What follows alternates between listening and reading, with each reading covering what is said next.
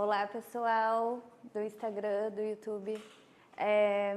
Essa é a Corbuca, da Corbu. A gente fala sobre projetos aqui e é mais uma reunião criativa do escritório, tá? Então, hoje eu queria apresentar como Marco roubou o dom. Tá? Quem é Marco, quem é Dom, o que foi roubado, vamos saber agora, né?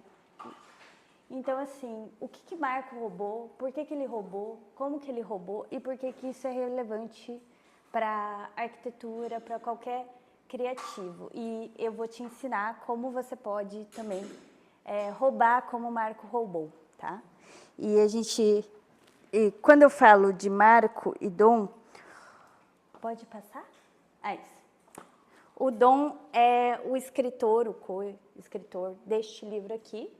Esse livro é de 1987, por aí.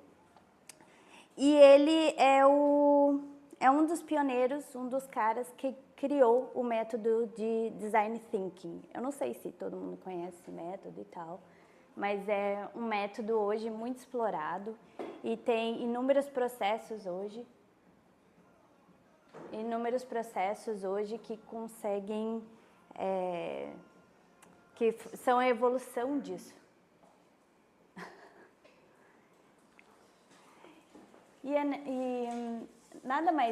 Esse livro nada mais é do que uma estrutura, né, de jornada criativa, né?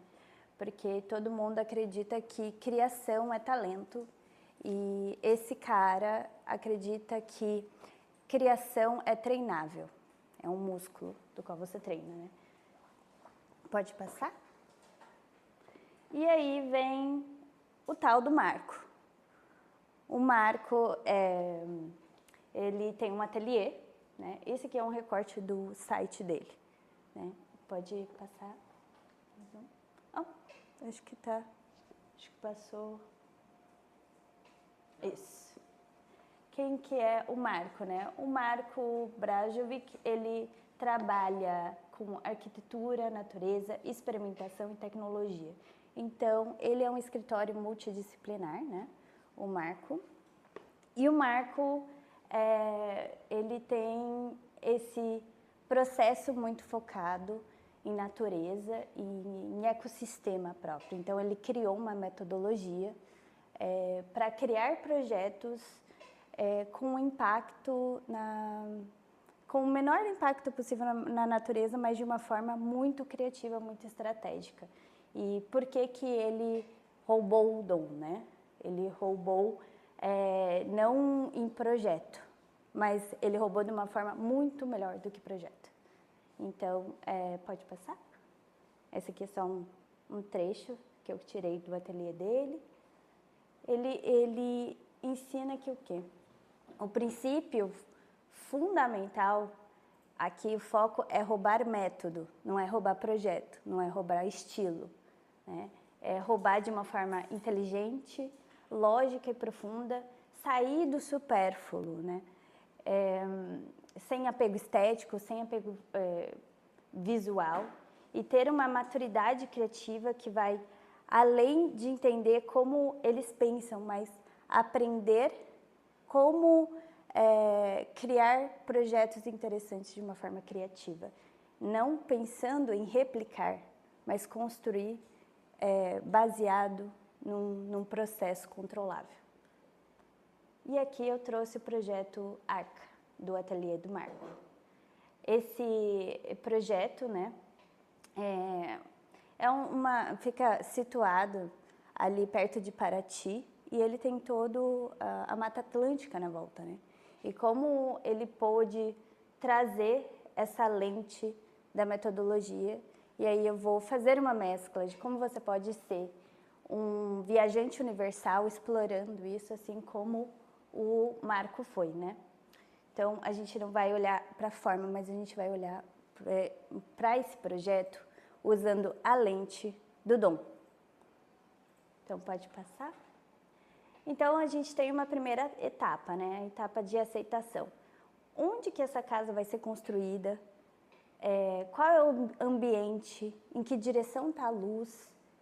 Qual a orientação dessa casa? Então, você pode ver, a casa é esse pontinho no meio de toda a vegetação. E acho que o primeiro passo é a gente entender e aceitar qual é o ponto de partida, né? Pode passar. A etapa 2, analisar. Então, é um projeto Earthship, que é sobre você englobar o conceito do ecossistema sem impactar o ecossistema, né? Então, sem impactar a natureza do entorno, né? Ele veio com o conceito de mimetizar, aí agora eu vou precisar da minha cola aqui, porque eu não lembro o nome do povo, povo Assuri, do Médio Xingu, que é uma habitação indígena, né? E aí ele viu isso e ele falou assim, nossa, como a gente devia explorar isso, né? Como criar casas como eles, né? E ele pensou, será que eu consigo construir de uma outra forma uma casa tão interessante, mas que tenha todas as estruturas necessárias hoje para o uso do contemporâneo? A gente tem um convidado aqui no meio. Pode passar? E aí ele começou a definir formas, né? Entender qual que é o problema, a topografia daquele lugar, como que a incidência solar, quais são os desafios ali, né? Se aquela terra, ela é uma terra que ela consegue sustentar uma casa. Então, ele teve que alinhar a intenção dele com o contexto e ter uma clareza do que ele queria fazer antes de dar forma para isso. E aí, a próxima etapa é de... A gente pulou uma? Não. Não, tá certo. Criar uma ideia, né? Experimentar soluções, testar hipóteses, pensar como que dá para ser feito. E aqui ele foi muito genial, porque ele criou uma casa do qual você constrói ela com materiais super interessantes, né? E a forma que ele decidiu construir essa casa eu vou construir ela de cima para baixo. E aí, pode passar? Então, ele começou a selecionar os materiais. Então, é uma estrutura que foi a solução, né, de telhado, com paredes laterais, as paredes e acabamentos, com módulos ultra leves, que é Gavalume, isso aqui eu precisei colar, né? Aço, carbono, alumínio e zinco, montados no local em apenas uma semana e pode ser facilmente desmontado e remontado em outro lugar. E ele criou toda a estrutura e, por último, só que veio a marcenaria. Tá? Ele primeiro pensou onde que vai ficar localizado cada cômodo, como que isso vai funcionar. Ele fez esse teste e ele chama o escritório dele de ateliê, porque ele testa muito. E ele testa baseado, assim, primeiro a gente vai testar os materiais, a gente vai entender os materiais para depois externalizar isso num projeto arquitetônico. Ou, né, ele tem várias facetas, né, ele não só trabalha com arquitetura, mas ele trabalha com exposição, expografia, então ele pega o contexto e entende, né, o que eu quero trazer para este ambiente, seja qualquer ambiente, o ambiente do cinema, o ambiente da exposição, o ambiente da casa. Pode passar? E aí ele implementou, né? Então você vê ali aquela estrutura, as janelas, como que ele fez esses ambientes. Você pode ver que é uma retomada assim ao natural. Mesmo que tenha essas estruturas de alumínio, ela tem esse contato com a natureza, porque isso fazia parte da essência do projeto. Então ele começa a implementar isso, a colocar todo esse projeto e externalizar. Pode passar? E aí ele começa a avaliar.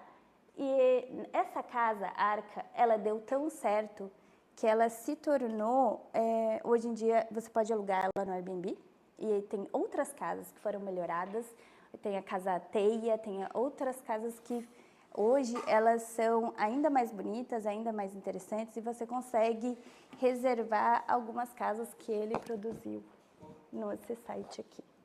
Tá? Pode passar? Então, o que realmente foi roubado? Não foi roubado uma forma, não foi roubado a estética, mas foi roubado um processo. Ele parece um processo invisível, mas ele não é. Porque a coragem de a gente experimentar processos também cria uma criatividade estruturada. Então, você tem a limitação e naquela limitação foi possível criar novas coisas. Né? Pode passar? Então, você tem... Nossa, ficou todo branquinho. O processo dessa jornada, né? Aceitar, analisar, definir e criar ideias, né? Selecionar, implementar e avaliar. Isso daqui parece um processo, ele é meio que invisível, né? Durante o projeto. Você não vê ele acontecendo, mas quando a gente organiza, ele é parte fundamental para você criar um projeto criativo e sem ansiedade, tá? Ele é tipo uma receita contra a ansiedade. Pode passar. Então, roube como um viajante criativo, roube como o dom. Então, foque em roubar processos, perguntas e métodos. Não é sobre o resultado, não é sobre a estética do projeto, é sobre exatamente o processo e como o processo te viabiliza você criar coisas realmente inovadoras. E a inteligência está na estrutura invisível, né? Então, pode passar. E o medo durante esse processo faz parte. O medo de errar, o medo de julgamento, o medo de falhar. E essa metodologia, ela não é blindada de medo. Ela permite você constantemente se movimentar, porque se você tem uma estrutura, você consegue ter mais confiança, porque você sabe o próximo passo. Você não sabe onde você vai chegar, mas você sabe como você vai fazer. Tá? Então, perguntas aqui para provocar, né? Eu odeio essa palavra provocar, mas é isso, né? Perguntas que a gente pode pensar aqui e conversar, né? Onde que a gente trava no processo criativo? E por que que a gente trava tanto, né, no processo criativo? Quais etapas que a gente costuma pular por ansiedade e falar assim, depois eu vejo isso não é tão relevante. E isso não é, tipo, sobre o detalhamento, isso é sobre o processo mesmo, assim, né? E como você reage perto do medo? Qual que é se você conseguir pontuar quais são os lugares que você sente medo e esse medo te paralisa, você pode criar novas microetapas dentro para você conseguir avançar, porque o importante é não paralisar, é você saber como dar continuidade para isso, apesar do medo, né? E aí você consegue projetar, você consegue analisar se você está projetando baseado só no resultado, então eu quero ter o resultado, ou se você está projetando para atravessar esses problemas. Então, o problema que o Marco queria é criar um lugar super confortável, que a gente consiga se reconectar com as nossas origens sem impactar no ecossistema.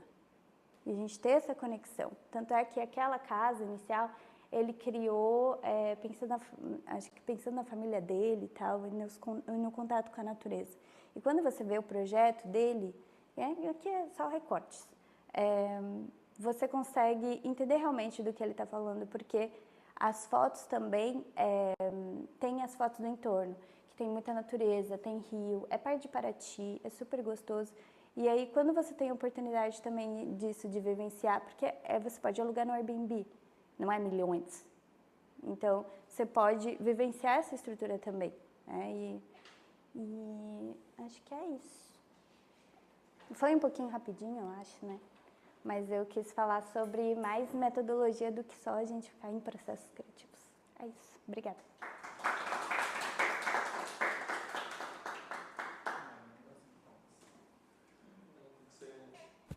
É. É verdade.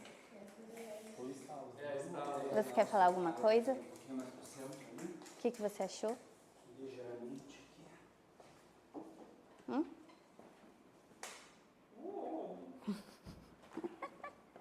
Tá. Se quiser vir um pouquinho mais pra cá. Ah, e aqui, se vocês quiserem ver, tem a casa teia aqui dele.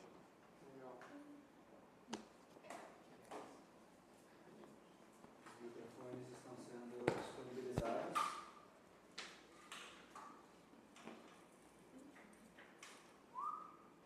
Eu nem me apresentei, né? Só fui falando.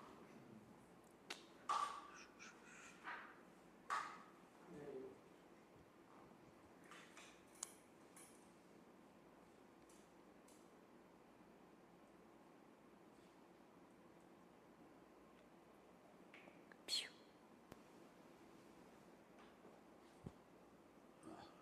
Qual o pedido? Então vou dar início às perguntas. Eu acho que tem uns 3 ou 4 pontos que me trouxe um interesse em especial, mas eu não vou trazer tudo de uma vez. Dá para voltar um a um aqui, só para mais um. Acho que era bem aqui. Tinha uma frase Acho que é... que foi colocada na apresentação que eu gostei muito, que é roubar o mapa e não o destino. Eu achei uma frase especialmente muito bonita e muito forte do ponto de vista da experiência e do nosso trabalho, né? Porque é um pouco isso, nenhuma casa, nenhum espaço, seja ele residencial ou não, ele nem deve ser igual, né? Então, quando você fala em roubar destino, você está falando de reproduzir uma imagem final. E roubar um mapa, você cria o caminho, e você cria o caminho em cima daquilo que você está buscando como experiência, como jornada e como resultado. Enfim, queria pontuar que eu achei muito legal essa frase, que acho que tem muito aqui a gente analisar e trazer para o nosso processo. E o segundo ponto que eu achei interessante é que a palavra medo, ela veio como um dos tópicos pela segunda vez numa corbuca, né? E eu acho que faz muito sentido porque eu acho impossível a gente se desfazer completamente do medo quando você está criando algo que é sobre você, num processo subjetivo, mas é de uma maneira muito prática sobre o outro, né? O cliente, o usuário, o morador. Como que você avalia no processo do Marco e até do Dom essa forma de lidar com o medo? Tanto do ponto de vista de profissional que está criando, como até como conduzir o cliente a superar esse medo, porque também tem esse desafio, né? A gente pode se preparar para enfrentar o medo, mas você não tem como ignorar e passar por cima do medo de uma pessoa envolvida que não é você. Eu acho que acho que o medo, ele é humano, né? E aí, se a gente parte da perspectiva de que se você tem medo e o outro também tem medo, todo mundo está com medo. Como a gente pode controlar isso? Com processo, né? Então, e é engraçado porque às vezes o medo, ele tem várias facetas, né? Então, o medo, ele pode acabar se mostrando assim, com uma cara de procrastinador. Então, assim, eu vou procrastinar aqui. Mas, na verdade, você está com medo. E aí você usa a procrastinação, seja ela de travamento, seja ela de planejador, né? Eu sou a procrastinadora planejadora, né? Eu fico planejando para nada dar errado. E mesmo assim, pode ser que dê errado, mas eu preciso fazer esse processo para eu acalmar meu cérebro de uma forma e me sentir confortável em arriscar, né? Então, eu acho que ali o Marco, eu realmente não sei como ele encara o medo, né? Esse processo. mas o ateliê dele fala muito sobre a natureza. E eu acho que quando a gente está com medo, a gente tem que voltar em explorar o interno, né? E ele fala isso, e ele explora, assim, as intenções dele com o projeto, ele explora também a natureza, assim, bom, se eu não sei, e ele, no livro dele, ele fala assim, a natureza, ela é um designer de 3,8 bilhões de anos. Então, se eu não tenho resposta, com certeza na natureza deve ter essa resposta, porque é uma pessoa que já prototipou, já tentou, já evoluiu há muito tempo. E acho que isso passa uma segurança, né? Que até na natureza não se vê o erro, mas se vê ali sistemas que protegem. Então, por exemplo, né, você tem ali na natureza um sapinho que ele é muito colorido, mas ele é bem pequenininho. Então, para ele se manter seguro, ele às vezes mimetiza o ecossistema, ou ele tem essa cor de destaque para ele alertar que eu sou venenoso, e ele tem um veneno, assim, que consegue proteger. E é isso, você acaba criando essas estruturas, né? Eu vou passar o microfone para o próximo. Qualquer coisa eu volto. Estou deixando aqui e a gente não vai encerrar sem novas conversas. Eu tenho. Segurar os dois? Tem que apertar alguma coisa? São dois? Eu gosto muito de encarar dessa forma, assim. Acho que o Thiago falou do medo, outra corbuca, né? Foi...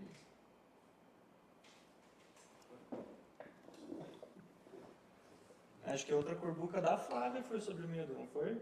Acho que não, a minha não foi. Acho que Foi foi a do sua? Thiago.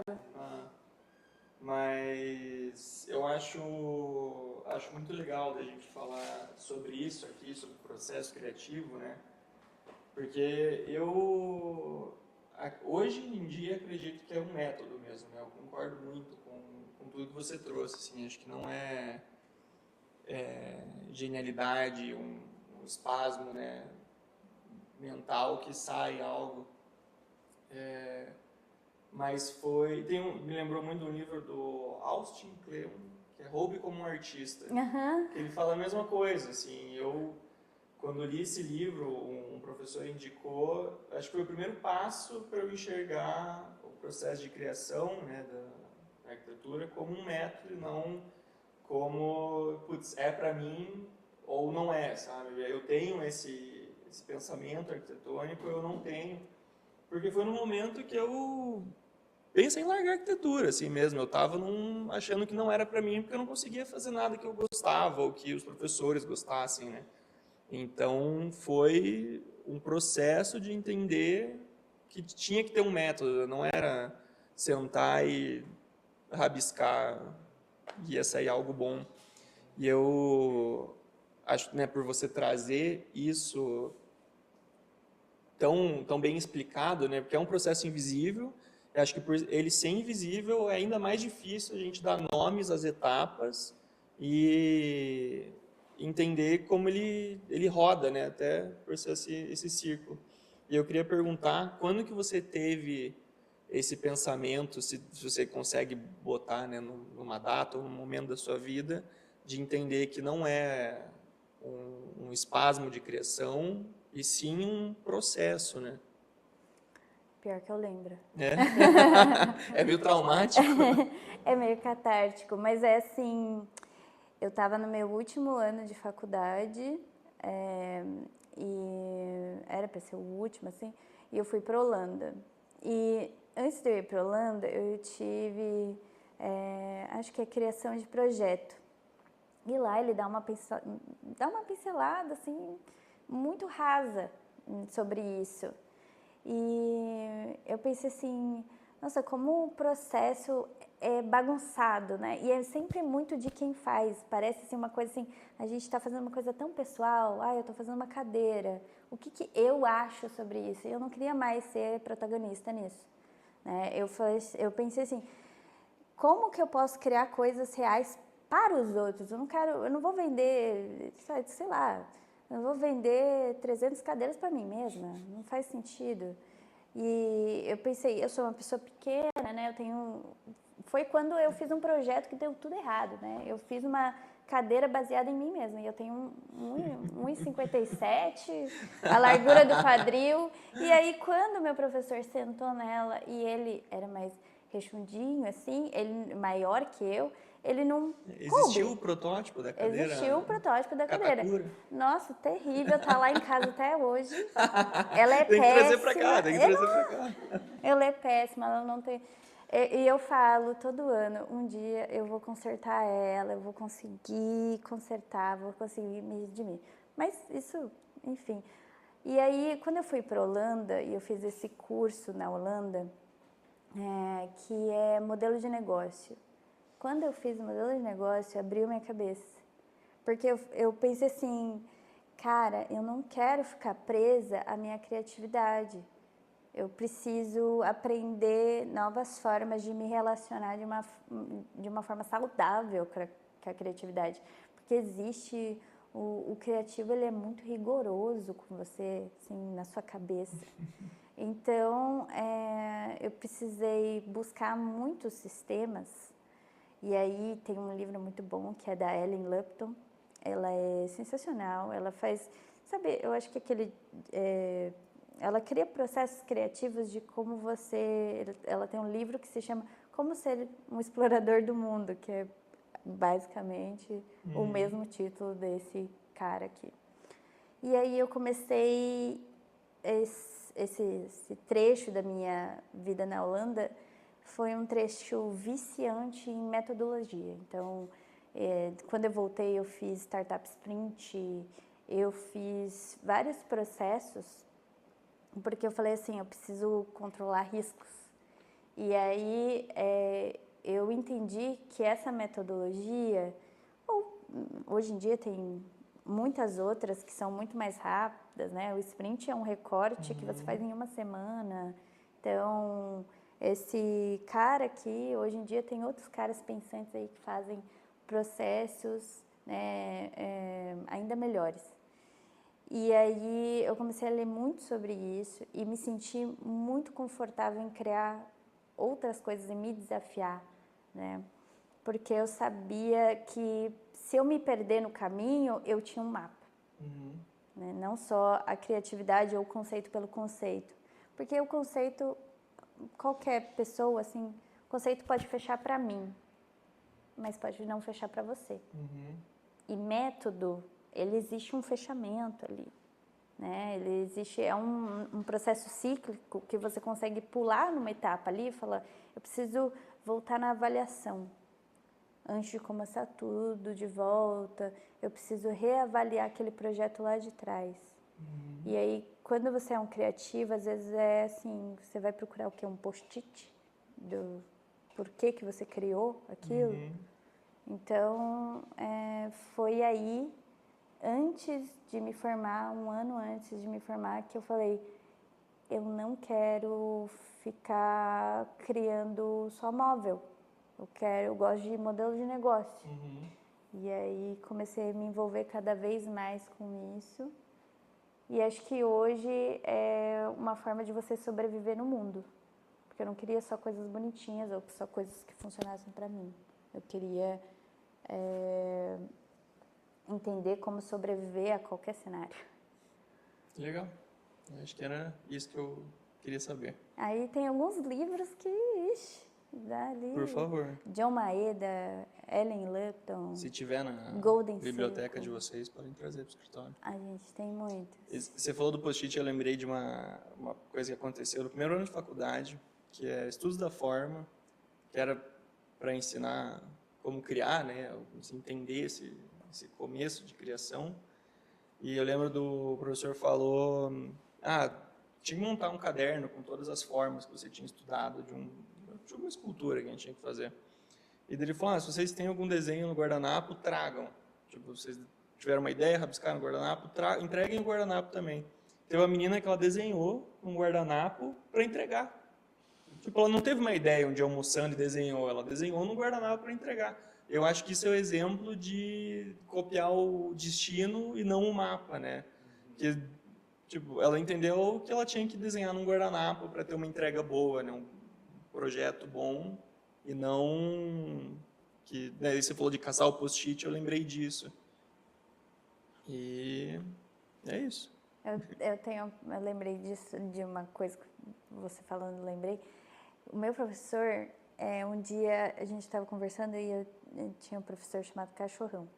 E aí eu, conversando com ele, conversa em grupo, não lembro, e a gente falou assim, pô, quanta gente que copia, né? E ele falou assim, é que gente que copia, vai copiar, mas ele nunca vai ter crédito próprio, ele nunca vai ser visto como uma pessoa criativa, assim, ele não vai conseguir perdurar muito tempo, porque é isso, hoje em dia você desenha algo, 2 minutos está na Shein, por mais barato, e eu não acho isso ruim, porque também fala sobre acessibilidade, fala sobre economia, fala sobre acesso, classe, enfim. O que eu quero dizer é assim, como que a gente pode criar para nós uma forma de sobreviver de uma forma autêntica. E não é só baseado na criatividade, baseado numa estrutura invisível que te dê segurança. Então, para você não só copiar, mas sim conseguir criar qualquer coisa. Isso aí. Legal. Microfones.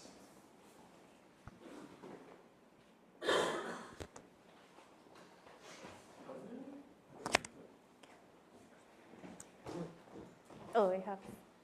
Oi, Flávia. Eu tenho uma... Qual deles? Eu acho que é os dois, eu acho que você vai ter que... Tá. Um buquê. Eu tenho uma opinião um pouco na contramaré do que vocês estavam conversando aqui sobre processo criativo, porque eu acho que, às vezes, num primeiro momento, copiar pode ser bom. Ah, sim. Que eu acho, me lembrou de quando eu era criança, porque assim, eu desenho, tipo, tenho facilidade com desenho, eu faço pintura desde criança, e a forma que eu aprendi foi justamente, tipo, pegando aquelas revistinhas infantis, colocando o papel por cima e copiando. E, tipo, eu fazia isso muito, assim, todo dia. E aí eu comecei a ter muita noção de proporção. Então, aí eu conseguia, tipo, tirar o papel, olhar aquela mesma imagem, aumentar a dimensão e diminuir a dimensão. Então, eu lembro que quando eu era criança, eu me sentia mal de ficar passando por cima, porque eu achava que aquilo não era real, sabe? Que eu não estava fazendo de verdade o desenho. Queria até esconder dessas pessoas que eu passei por cima o desenho. Só que, na verdade, foi isso que me deu uma grande facilidade com o desenho durante a minha vida, assim. Sim. Então, acho que parte do processo é, sim, copiar, né? Mas copiar no intuito de aprender, de ressignificar, de misturar, que eu acho que quanto mais tempo você tem vendo referências, estando em contato, mais complexo vai ficando as suas criações, né? Então, eu gosto da ideia de mapear coisas que você gosta, né? Criar um brainstorm, perdão, um painel assim com referências, mas como uma forma de delimitar o que eu estou olhando, sabe? Eu me sinto mais confiante no processo criativo, podendo ver o que eu, além de intencionar algo, podendo ver o que eu intenciono.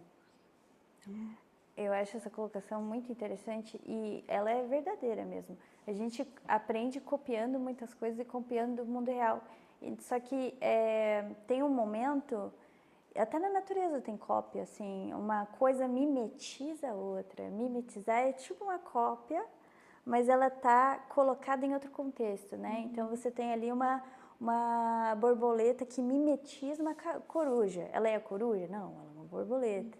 Mas ela está copiando uma carapaça ali, uma imagem para se proteger. Então, eu acho que o mimetizar, ele é uma estrutura de sobrevivência, né, na natureza, mas ela precisa ser mais do que isso. Ela é uma forma de aprendizado mesmo, mas tem uma hora que a gente aprende e a gente recoloca isso de outra forma. Então, quando eu digo o copiar, é assim, não viver da cópia, não viver da mimetização, mas conseguir aprender com ela para mimetizar nos momentos certos. Então, por exemplo, acho que tem um projeto do Marco Brajovic, que ele fez uma estrutura que parecia uma estrela do mar. É uma estrela do mar? Não é uma estrela do mar. Mas a estrutura, ela tem o jeito de estrela do mar, né? E aí, é aquele negócio, copia mas não faz igual, e o conceito diferente, né? Então, eu acho que a gente tem que, sim, a cópia ajuda a gente a aprender, mas você não vai replicar do jeitinho que é. Então, por isso que, assim, tem esse processo de patenteação de produto, por exemplo. Tem produto que ele tem a mesma cara, mas ele tem uma funcionalidade diferente. E aí, vem a patente e fala, esse método desse meu produto é exclusivo. E aí, o que você não pode copiar é essa parte. E aí, hoje em dia, se você ir para o design gráfico e tal, realmente aí é outro projeto intelectual. Para você analisar a cópia, ela tem que ser de cópia cabo a rabo, ou até assim, se é do mesmo setor. Então, hoje a gente tem muitos mecanismos contra a cópia. Porque ninguém cria nada do zero. Eu dormi, não é esse negócio do Beatles, assim, eu dormi, tô com a letra da música na minha cabeça e pum, fiz a letra da minha música ali e tal. Não, até o ritmo de músicas hoje são copiadas, inspiradas, alteradas em certos pontos, mas que elas mimetizam uma estrutura antiga. E a inteligência artificial, você ensina ela a até parecer com pessoas, a falar no mesmo tom de voz que pessoas. Então, realmente, a gente ensina a partir da tentativa de copiar. Mas para você perdurar e fazer coisas novas, né? Novas assim, com o passar do tempo, você precisa criar uma estrutura. Acho que o processo é muito sobre saber o momento de aplicar uma mimetização específica. Pode ser. É uma outra tirada muito boa. Eu acho que é exatamente isso. Porque aí você consegue, até assim, se você mimetizar, por exemplo, hoje em dia, não existe mais só o profissional de arquitetura. Hoje em dia a gente tem que ser filmmaker, editor, saber de social media, é fragmentado das profissões, né? Então a gente mimetiza outras profissões também, e até as mães hoje em dia, né, dos pequenos que estão por aí, falam, coloquei meu filho na escola por uma profissão que eu não sei qual que ele vai ser, né? Então, vamos ver. Nunca se sabe o que vai criar daqui para frente, mas é uma forma de a gente se sustentar na realidade. Outro ponto que eu pensei foi em relação o tempo de amadurecimento que a gente precisa ter de uma ideia, até que você comentou dos Beatles, né? De acordar num dia e, pensei nessa música aqui, ela fez sucesso e tal. Eu sinto que às vezes eu tenho um pouco essa epifania, tipo, meu Deus, tô andando na rua e tive uma ideia. Mas ela é fruto de estar consumindo referências a todo momento, né? Tipo, de ficar sonhando com o projeto, de ficar ou não conseguindo dormir. Só que nesses momentos que eu estou pensando ativamente sobre o processo criativo, muitas vezes não vem nenhuma ideia. Porque ela fica realmente com essa trava que você tinha mencionado. E aí, às vezes, quando eu dou um tempinho, faço outra coisa que não tem nada a ver e não penso sobre aquilo, aí eu olho uma referência, tipo, sobre outro tópico, vejo uma criança brincando na poça. Eu falo, tive uma ideia. Então, Mas é que são duas lutas ao mesmo tempo, né? A luta, a gente com a criatividade e a gente com a gente mesmo, com as nossas preocupações. E aí enfrentar duas lutas simultâneas é complicado. É. Aí às vezes a gente Muitos leões por dia. muitos leões por dia. Calma aí, vou dormir, eu vou entender o que está acontecendo comigo e depois vou conseguir ter a cabeça mais calma para conseguir encarar alguns desafios criativos. E aí, hoje em dia, tem outros aí, a Ellen Lupton mesmo, ela fala assim, tem uma tarefa que eu fiquei maluca, assim, quando eu peguei o livro dela, que é pegue tampinha de garrafa. Daí eu falei, você tá de sacanagem que eu vou ficar perdendo tempo pegando tampinha de garrafa?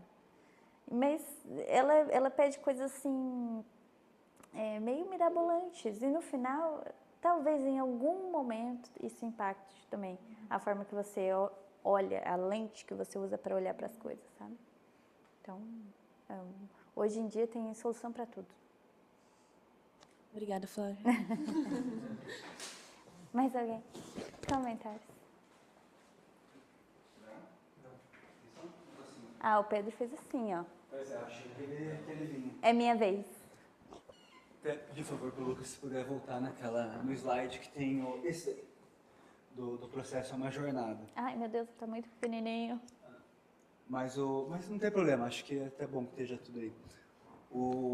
Eu gosto muito de processo, eu acho que talvez eu não tenha esse fascínio de passar meses pesquisando um processo, as ramificações, mas acho que a existência de um processo, ela é de fato um seguro, né? Porém, e acho que tem um pouco daquilo que você falou da procrastinação, né? Eu acho que o que mais acontece é você não fazer algo achando que está fazendo algo. Vou primeiro criar uma planilha de Excel que me defenda de todos os problemas do mundo, daí eu abro uma empresa. Ou processo de projeto.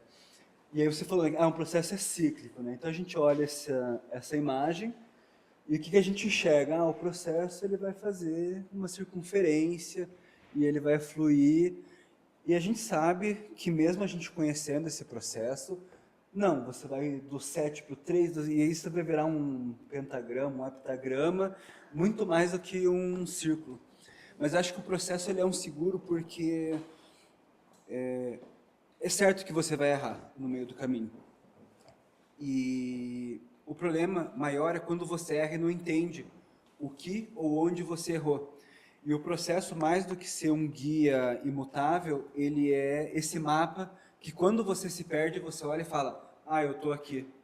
Então, eu posso seguir daqui, eu posso voltar para onde eu estava, mas eu não vou continuar andando sem saber para onde, né? Então, eu acho que o legal de estudar um processo, mais do que se blindar, é poder identificar, né? Aquela coisa que os nossos pais sempre falam, aprenda com meus erros. Eu não vou aprender com seus erros, eu vou aprender errando, mas se eu tiver essa base para saber...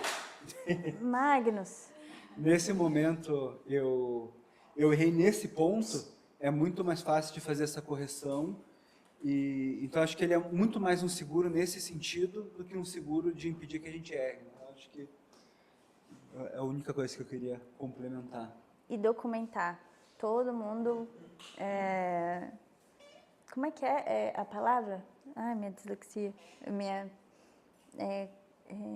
Quando você desdém disso, como é que é? Você fala assim, não preciso tanto disso. Esqueci da palavra, mas é assim, todo mundo fala assim, será que não precisa?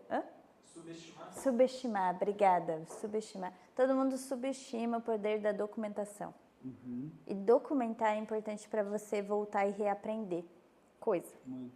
E conseguir controlar risco. Documentar faz com que você aprenda, pontue onde você errou e crie mecanismos até contra você mesmo. Uhum. Então, você pontua assim, aqui que eu procrastinei. E aí encarar isso também. Acho que tem muita gente do nosso processo evolutivo ali, de a gente encarar o que somos e quem somos naquele momento. E pensar assim, não pensar assim negativamente nos acertos, eu sou um bosta nisso. Não, cara. Tipo, vamos construir quem somos, quem seremos aqui, né?